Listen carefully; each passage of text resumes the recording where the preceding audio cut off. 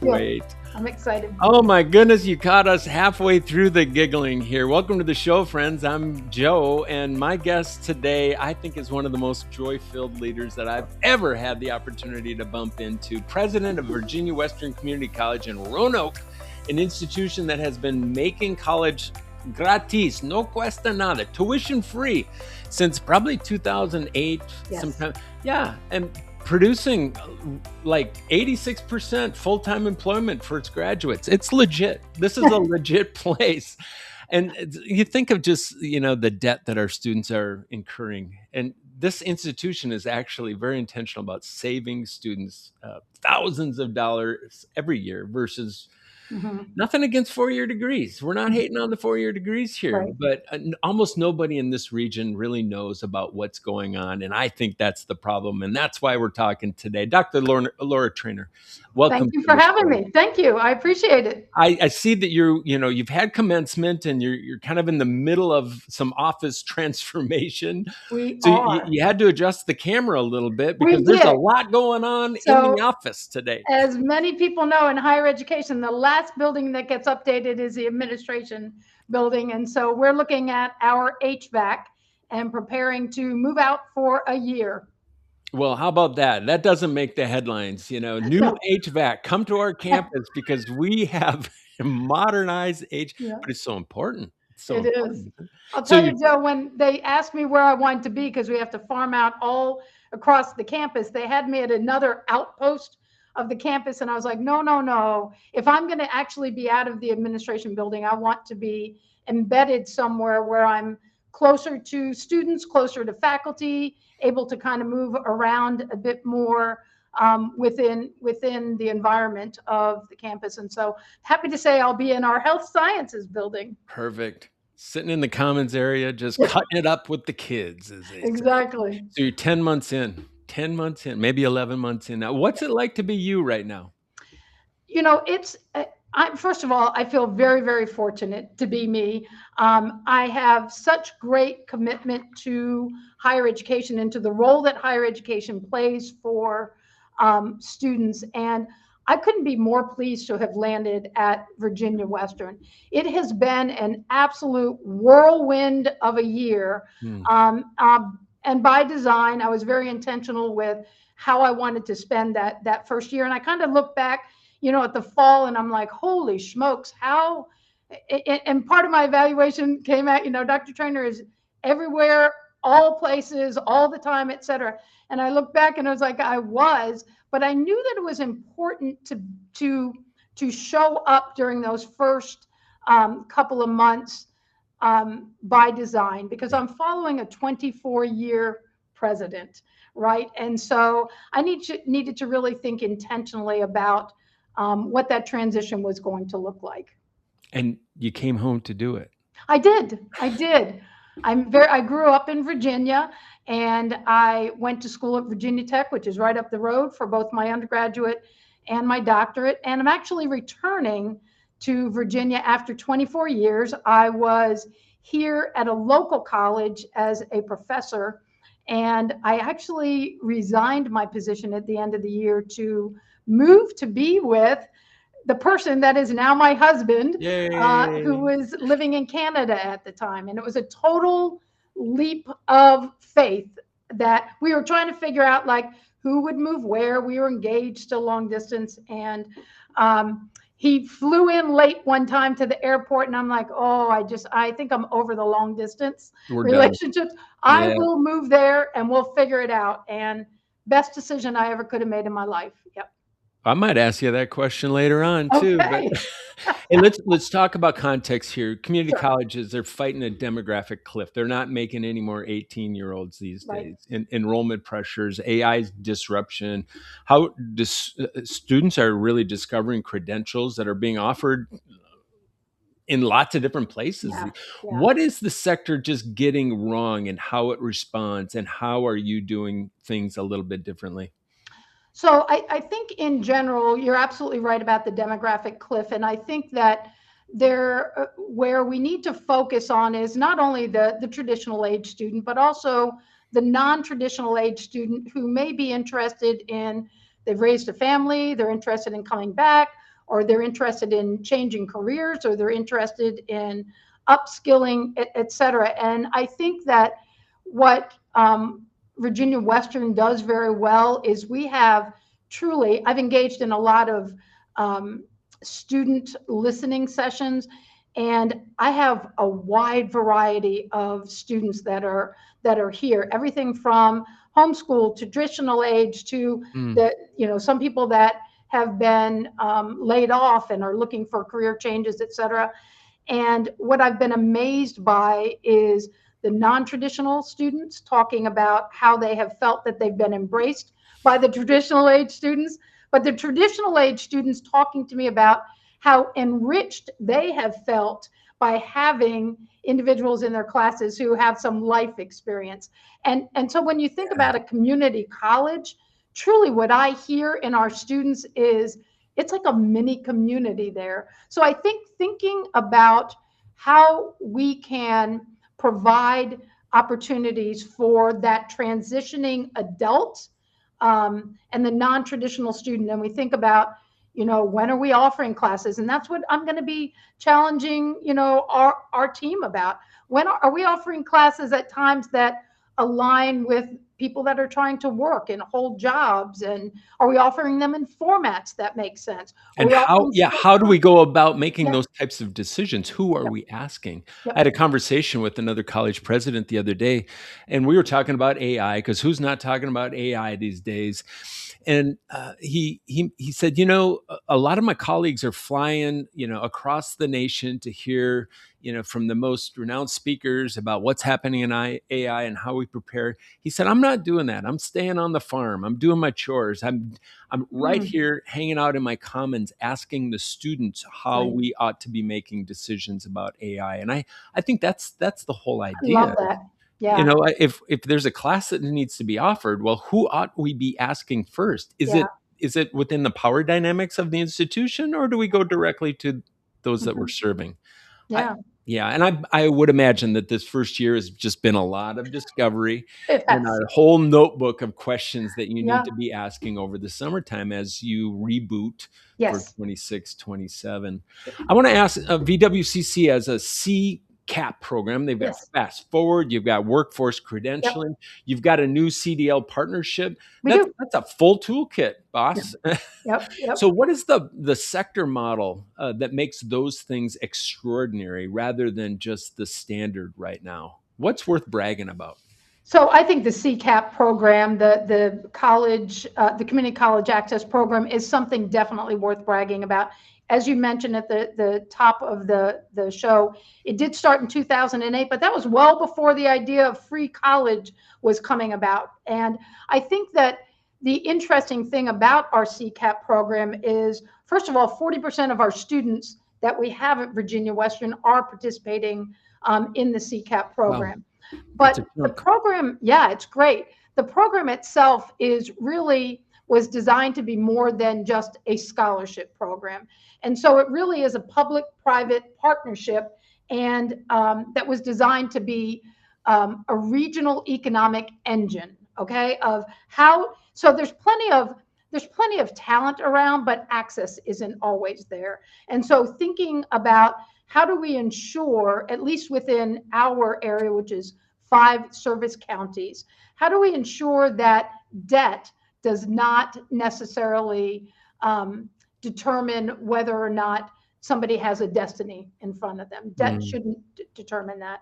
And so, this is a program that I'm inheriting, but it's really a crown jewel in the Commonwealth of Virginia, but certainly within this area as well.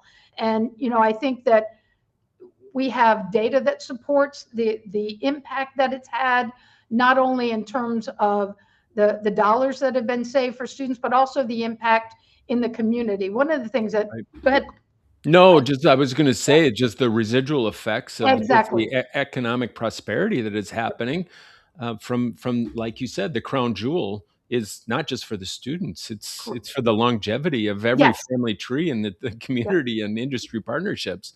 Love it. Yep. And it just almost, it varies by program, but almost 80% of our students actually stay within the region, within the service region. And so these are our nurses, these are our electricians, et cetera. So there's a real synergy behind this program, and the idea that investments by, foundations, by governments, by school districts, et cetera, it's money well spent. So good. So good. And there's my guess is there's no sneaking anything past you. You've really held every job in the building, right?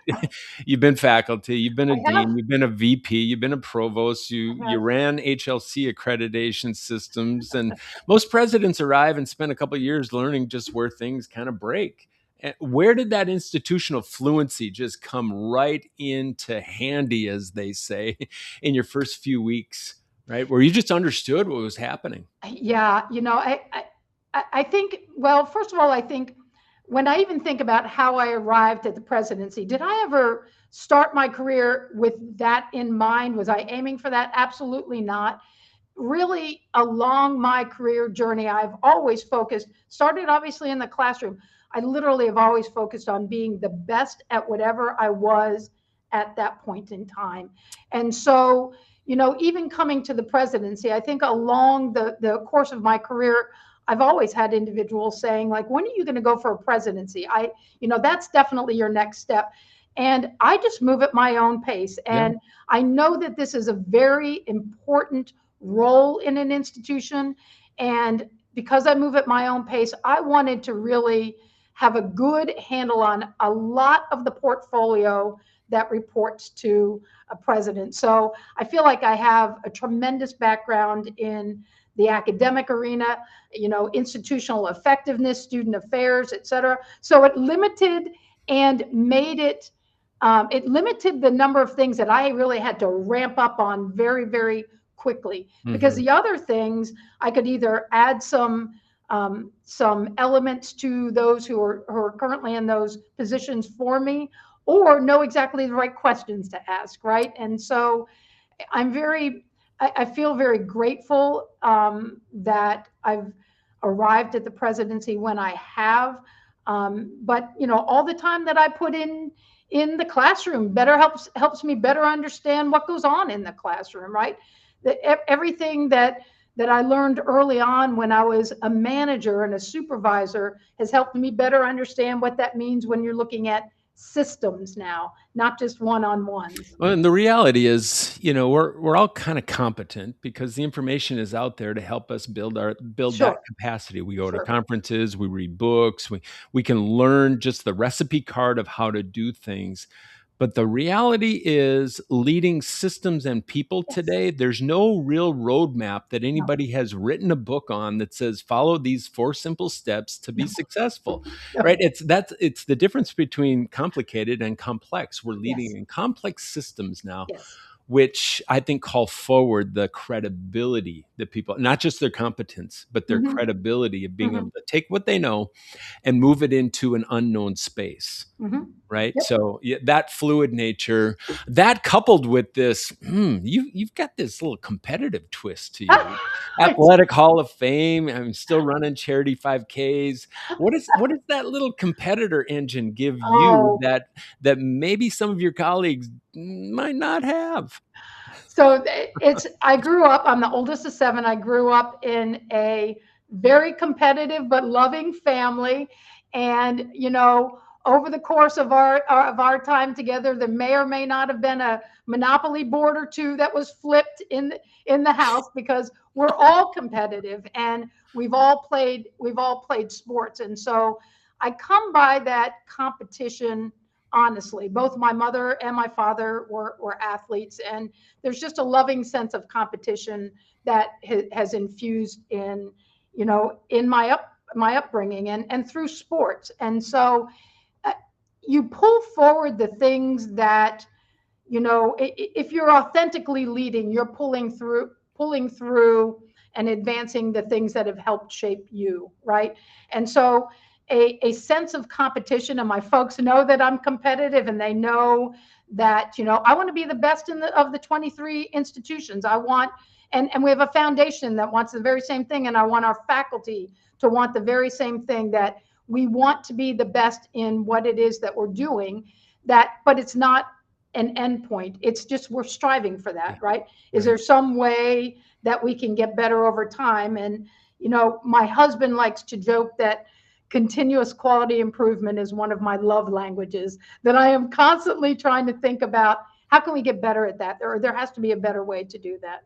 As I work with leaders that have that same temperament or disposition, sometimes it can work against us because I also believe there's no such thing as a strategic plan. Yeah, It's just a continuous it improvement is. plan that It we're on, absolutely right? is. And Yep. every day should be that infinity loop of we should probably get off and rest a little bit, but we're resting to continuously improve, to multiply those things. I mean, that's every day just getting up to be right? Just Yes. better, right? Yes. Healthier. Hmm. All those things in the category. But that can drive people nuts. Hey, friends, quick question before we get back to it. I know that you have talented people on your leadership team, but is your team actually performing to its full potential? Most aren't, and most don't know why. The Team Intelligence Assessment is a solution to change that. Find out where your team stands at higherperformancegroup.com. Go to find your starting point to get started today, or click the QR code in the screen right here. All right, back to the show, right?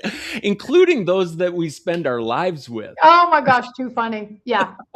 My husband says I'm always coaching and like teaching life lessons, and I'm like, I don't know any other way to be. We're here, I think, on this earth in a journey to try to get better, to learn more about ourselves, learn more about others, etc. And that starts with personal accountability. It does. It does. We're hard to live with. I totally. So as you're looking, you've wrapped up a year, and you probably Yes. had a number of gains that are just definitely worth more than a golf clap, just worthy of applause in the gains. But you're also looking at real gaps, Mhm. real gaps that have persisted, before your time, before your tenure. As you're looking to the year ahead, Mhm. one, what are some of the real gains that you're very, very proud of? And then what are some of the honest gaps that you Mhm. need to do things differently to address? Mhm. So I think that I'm very, very fortunate that I once again have inherited an institution that, and this is through the work of the previous president, 24 years, has an outstanding reputation, right?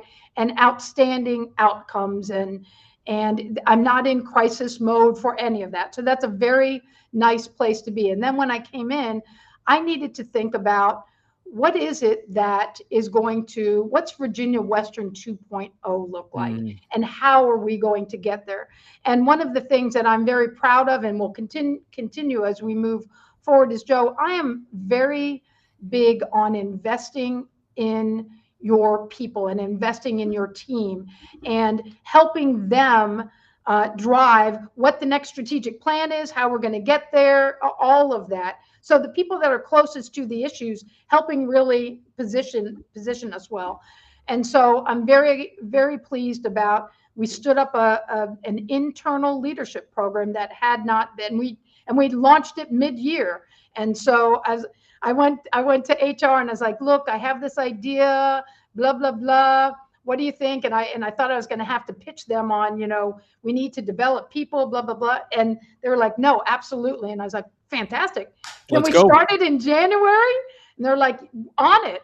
And so we started that in January. We've invested in leadership development for 35 folks across the institution that will be looking at innovation, learning more about what innovation is, and helping guide leadership, or helping guide Vibe teams. And I can talk to you a little bit about Vibe, but teams that are going to design what Virginia Western's going to look like. So immensely proud of I'd say first, the embracing and the willingness of Mm, the faculty and staff, that when I came in, they're like, all right, what are we doing? I wasn't sure what I was going to find, right? After following a 24-year president. but they're excited, they're energized, there's a willingness there to help define and move forward. So very, very proud and excited about that. Well, you definitely are the people's president. I It's mean, when you think about, I don't say that lightly. There are leaders that are leading systems, and there are leaders that are leading people, and I'm you leading must do both. people. Yes. You must do both, and it must be a daily balancing act of Yep. Yep. systems and people. And It the is. fact that you are, committed to investing in the capacity of your Yes. people, uh, we have to do more with less. I mean, that's the other just core challenge to everybody's work in education right now, which means we have to really figure out where the potential lies within our existing people, Yes. human systems, Yep. right? And nobody can pedal any harder. That's just the That's reality. true. Nobody can pedal harder, but I think that we can work better collectively. And Yes. that's where that power of teams comes in, and your efforts there. Congrats. I wish we had another hour here, but we don't, and I want to bring out the true human, just all of the human that you are. And we do this thing called the lightning round at the end of Okay. every interview. So I Yeah. usually ask you a few questions, real quick fire, first answer, Okay. no real elaborating here. So the first one is there a quote that you live by, Dr. T? Yes, I would say act as if what you do matters, and um, urgency is a sign of respect. Best and worst advice that you've ever received. Let's go worst first in leading Worst, people. worst advice. Early on in my career, I was told by a former supervisor that you can't change people. And I said, I think I'm in the wrong line of business if I don't think I can change people. Now you can change systems, you can change, rewards, et cetera, but I think all of that can help change people. And if I don't believe that I can change people, I don't think I have any business leading. I'd Beth, say best advice was from my doctoral advisor early on, said reminded me that, Laura, the more time and attention you pay to what others are doing and comparing yourself, the less time and attention you're paying to doing the things that are actually going to differentiate you.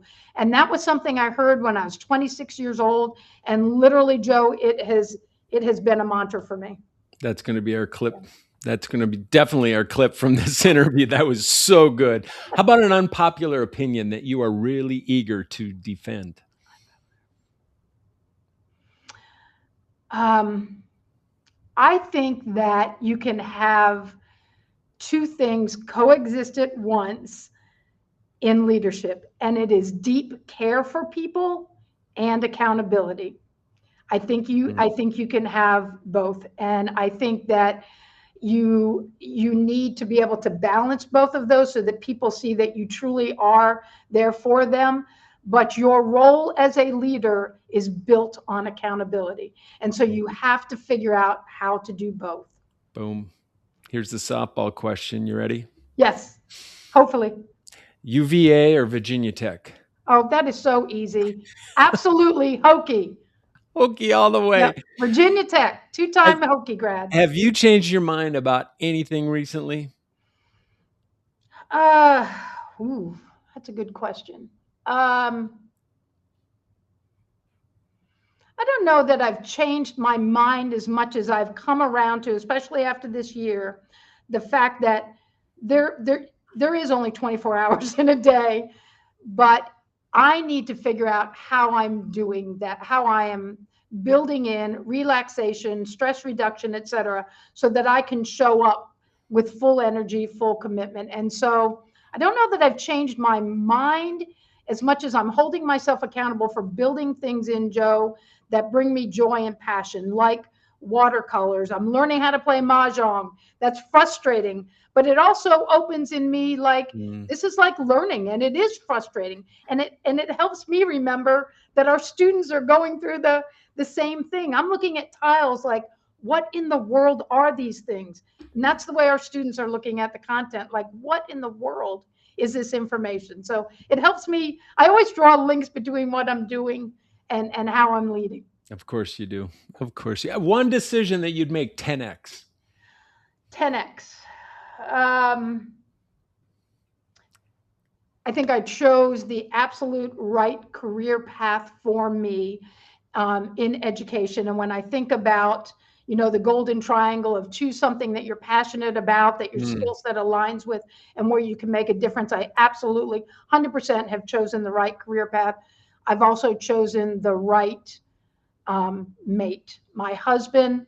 I think that there is in leadership a hidden support system sometimes for folks who are in leadership roles.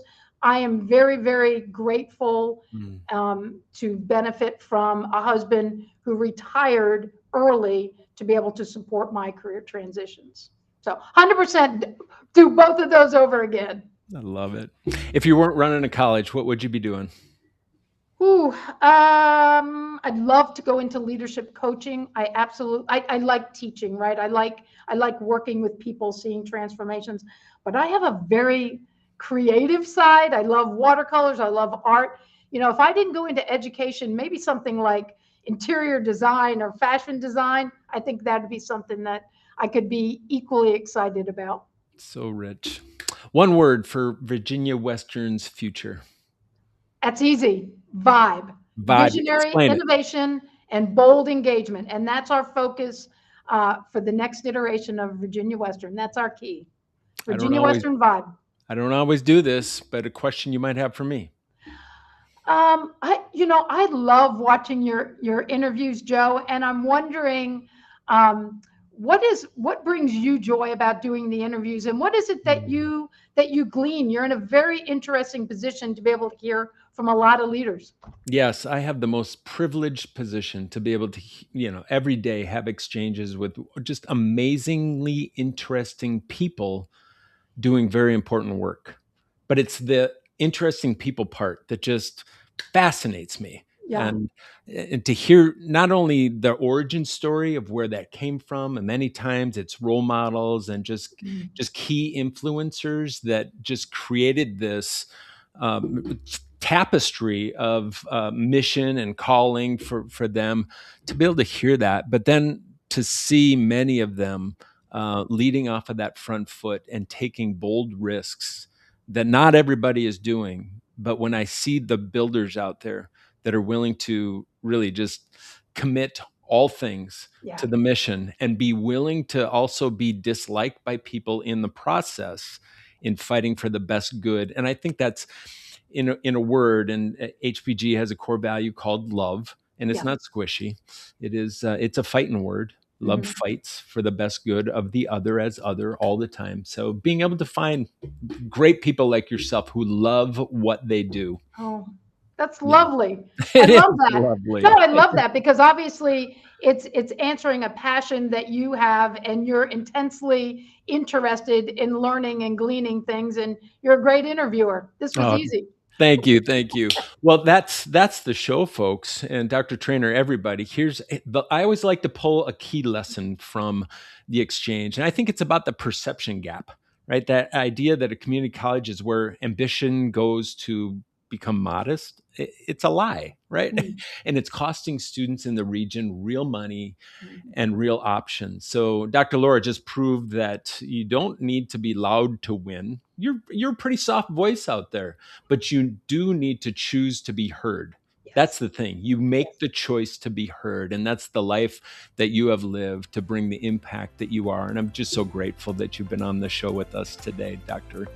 Laura. So any last parting encouraging words for any other aspiring president out there? I think give your best each and every day. It goes back to my saying, what you act as if what you do matters, because it does. People are watching, people are learning. Make sure that the lessons they're learning are positive lessons from you. There it is. Period.